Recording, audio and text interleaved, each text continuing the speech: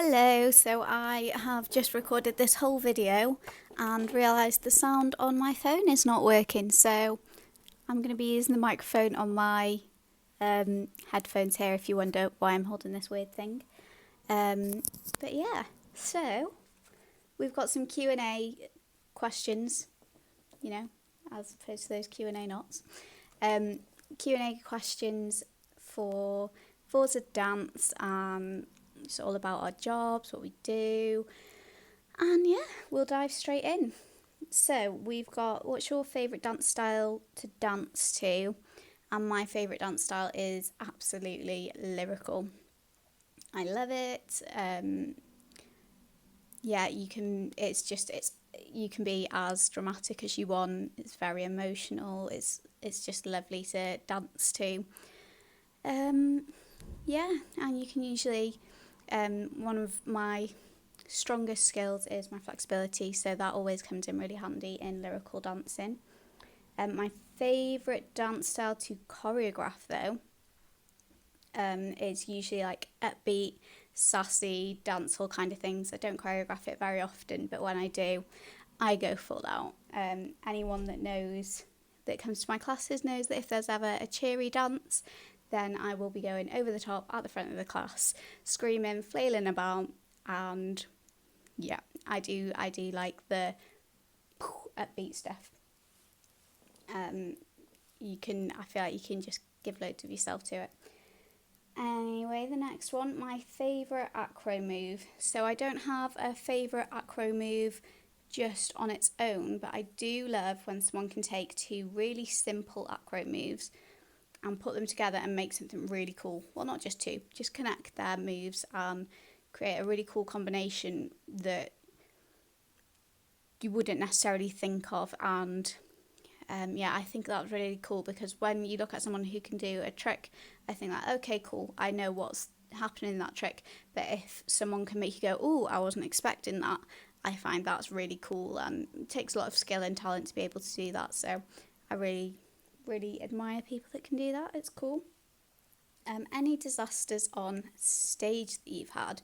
I have had a good few disasters on stage, all of which have involved quick changes. So I'll leave that to your imagination, what happened with those.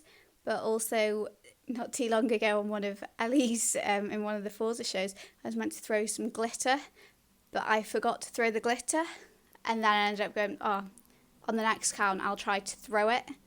And it just didn't go very well.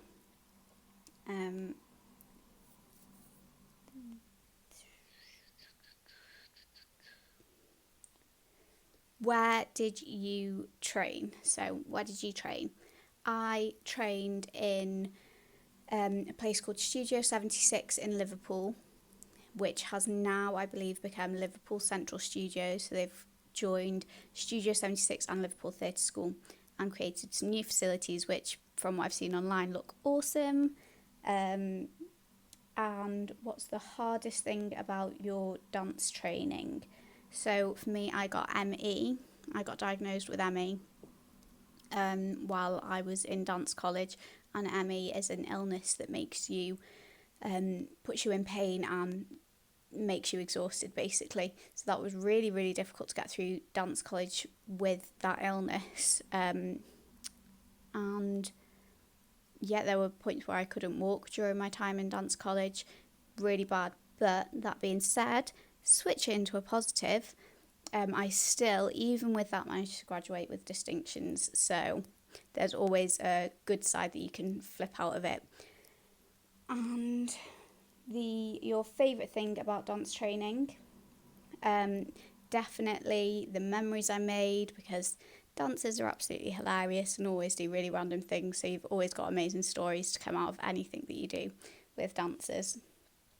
And of course, that's where I learned aerial. So aerial is what I do now. It's one of my main things. I spend most days of the week teaching aerial, and I love performing aerial. It's brilliant.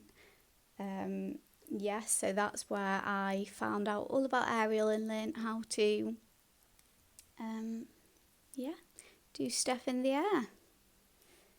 So that links to another question, which is how to handle disappointment and rejection and things like that, which for me, that was one of the hardest things I ever dealt with, was working really hard to train to get into college. And then when I got there, my body just gave up on me, and believing that was it, that was the end of that career, that dream, that idea. And by switching everything into a positive, I have managed to change it all, and it's awesome. So if handling disappointment, I know a lot of us will go through it with things like a competition team. If we don't get on the competition team, we might feel a bit disappointed. But if you can make it a positive and learn from that experience and change it around, just know that it's not your time to do it then, but you will be able to sometime in the future. You'll be able to do something really cool. And that's definitely one amazing way to handle your disappointments and things like that.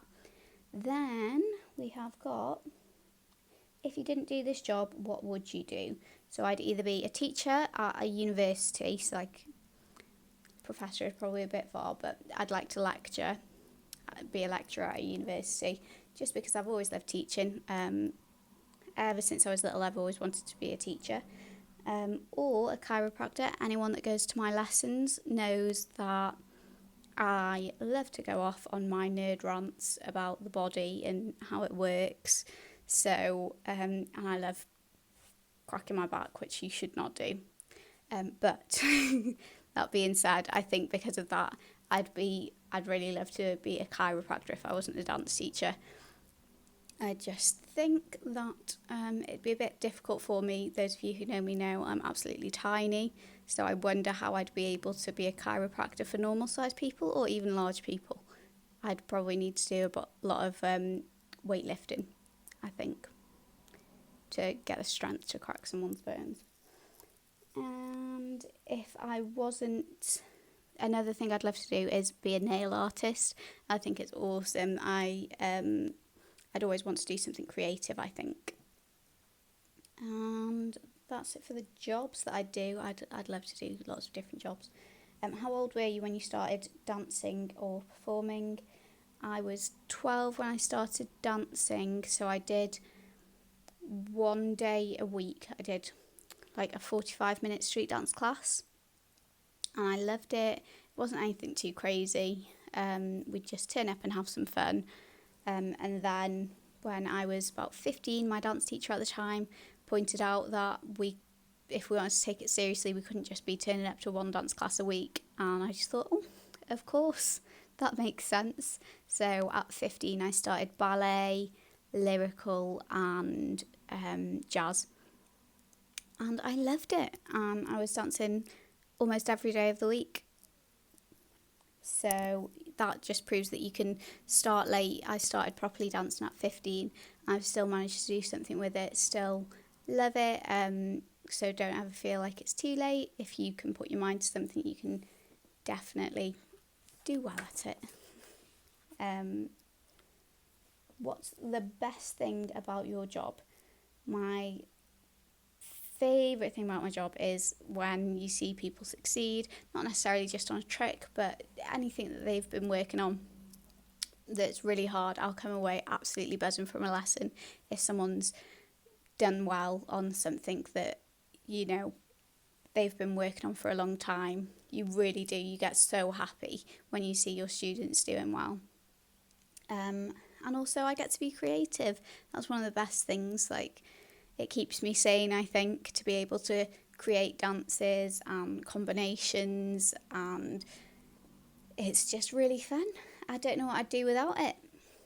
And then you've got, how long have you been doing your job? So I've been teaching for 7 years, just like Ellie. I started teaching before I went away to dance college, and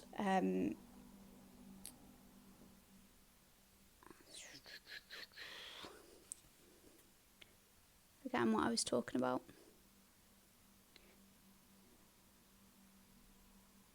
Oh yeah, so just like Ali, I started teaching before I started teaching, before I went away to dance college. And then when I came back from dance college, Ellie had set up her dance school. Well, Ellie set up Forza just before I went away to dance college. And then when I came back from dance college, she asked me if I would teach there, which was awesome.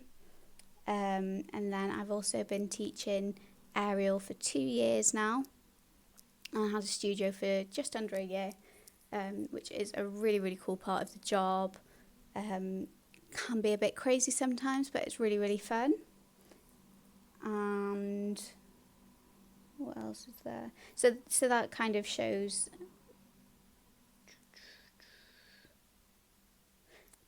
Next question. Where's the coolest place you've travelled to with your job?